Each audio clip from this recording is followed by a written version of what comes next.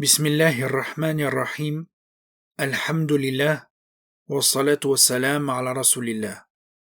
Dans un hadith authentique, rapporté par Al-Bukhari et Muslim, le prophète sallallahu alayhi wa sallam nous raconte l'histoire suivante.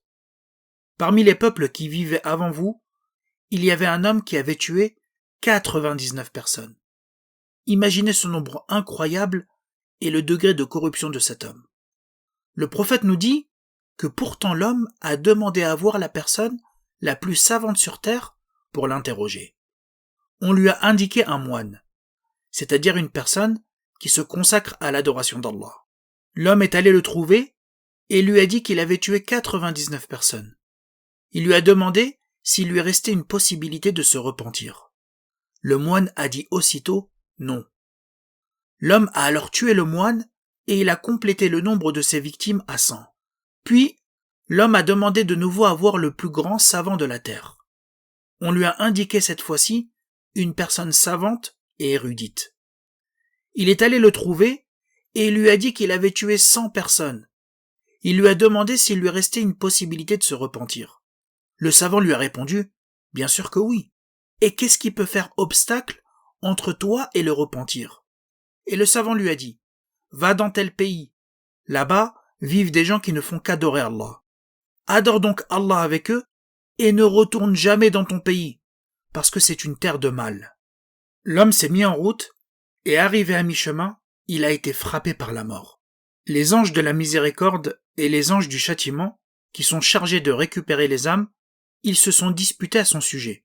Donc qui devait récupérer l'âme de cet homme?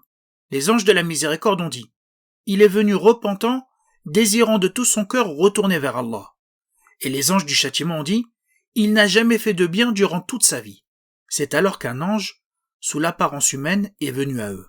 Ils l'ont alors pris pour juge.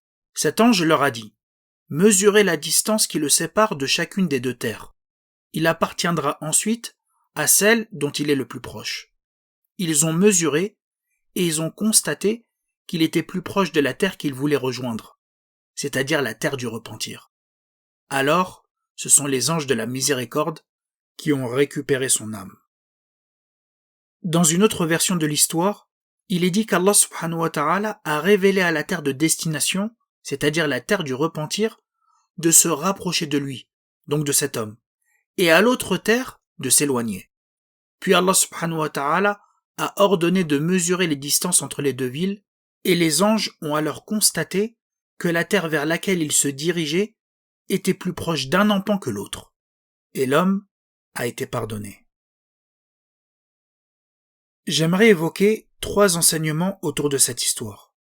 Le premier enseignement, c'est de ne jamais désespérer de la miséricorde d'Allah, et d'être conscient que la porte du repentir est toujours ouverte. Si on s'arrête un instant sur ce hadith, il faut réaliser l'ampleur de ce que l'homme a commis. Il a tué 100 personnes. C'est énorme. Et ce n'était pas à l'époque moderne, avec les armes à feu, avec les explosifs, ou les moyens sophistiqués des tueurs en série contemporains. Non, c'était avec les moyens rudimentaires de l'époque. On peut dire sans exagérer que cet homme a été l'équivalent, voire pire, des grands serial killers de l'histoire moderne. Et pourtant, et c'est là le cœur du message, malgré cet océan de fautes, la porte du repentir lui est restée ouverte. Peu importe l'ampleur des péchés, le croyant doit garder espoir en la miséricorde divine. C'est pourquoi Allah subhanahu wa ta'ala nous dit قُلْ يَا عِبَادِيَ الَّذِينَ أَسْرَفُوا عَلَى أَنفُسِهِمْ لَا تَقْنَطُوا مِنْ رَحْمَةِ اللَّهِ إِنَّ اللَّهَ يَغْفِرُ الذُّنُوبَ جَمِيعًا إِنَّهُ هُوَ الْغَفُورُ الرَّحِيمُ. Ô mes serviteurs, qui avez commis des excès à votre propre détriment, ne désespérez jamais de la miséricorde d'Allah, car Allah pardonne tous les péchés. Il est le grand pardonneur et le très miséricordieux. Mais cela implique de se repentir sincèrement du péché commis. C'est pour ça qu'Allah subhanahu wa ta'ala nous dit وَمَنْ يَعْمَلْ سُوءًا أَوْ يَظْلِمْ نَفْسَهُ ثُمَّ يَسْتَغْفِرِ اللَّهَ يَجِدِ اللَّهَ غَفُورًا رَحِيمًا. Et quiconque fait un mal ou se fait du tort à lui-même, puis il demande pardon à Allah, il trouvera Allah pardonneur et miséricordieux.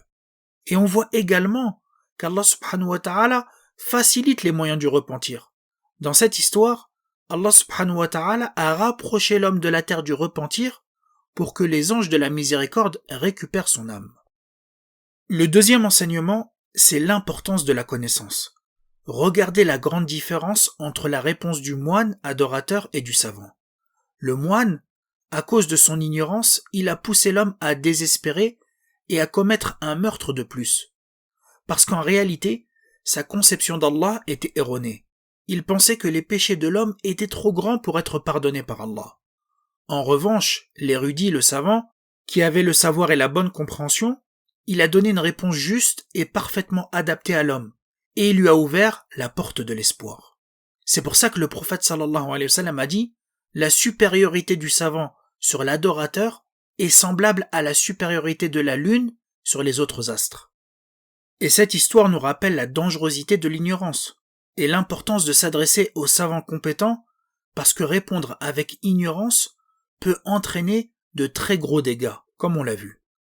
Allah subhanahu wa ta'ala nous dit dans un verset وَلَا تَقُولُوا لِمَا تَصِفُ أَلْسِنَتُكُمُ الْكَذِبَ هَذَا حَلَالٌ وَهَذَا حَرَامٌ لِتَفْتَرُوا عَلَى اللَّهِ الْكَذِبَ. Ne dites pas conformément aux mensonges proférés par vos langues, ceci est licite et ceci est illicite, pour inventer des mensonges contre Allah. Ceux qui forgent des mensonges contre Allah ne réussiront pas.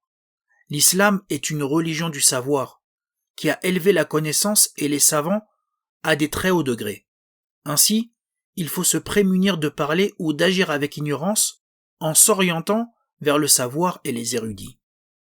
Le troisième enseignement, c'est le rôle de l'environnement dans la réforme spirituelle. Dans cette histoire, l'homme était entouré de gens mauvais. Son milieu social et culturel l'entraînait vers le crime et la corruption. Pour se réformer, il devait donc rompre avec ce cercle et s'intégrer à une société pieuse qui était capable de le soutenir dans son repentir.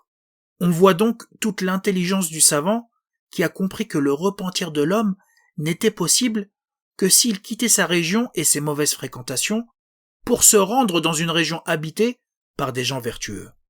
Le prophète sallallahu alayhi wa sallam nous a mis en garde à plusieurs reprises contre la mauvaise fréquentation. Il nous dit « L'homme suit la religion de son ami proche. Que chacun de vous prenne donc garde à qui il choisit comme ami proche. » Et le prophète sallallahu alayhi wa sallam nous dit également « L'exemple du bon compagnon et du mauvais compagnon est comme celui du vendeur de musc et du forgeron. Le vendeur de musc, soit il t'en offre, soit tu lui en achètes, soit tu profites de sa bonne odeur. Quant au forgeron, soit il brûle tes vêtements, soit tu ressens son odeur désagréable. Cela prouve que l'entourage influence directement notre état spirituel.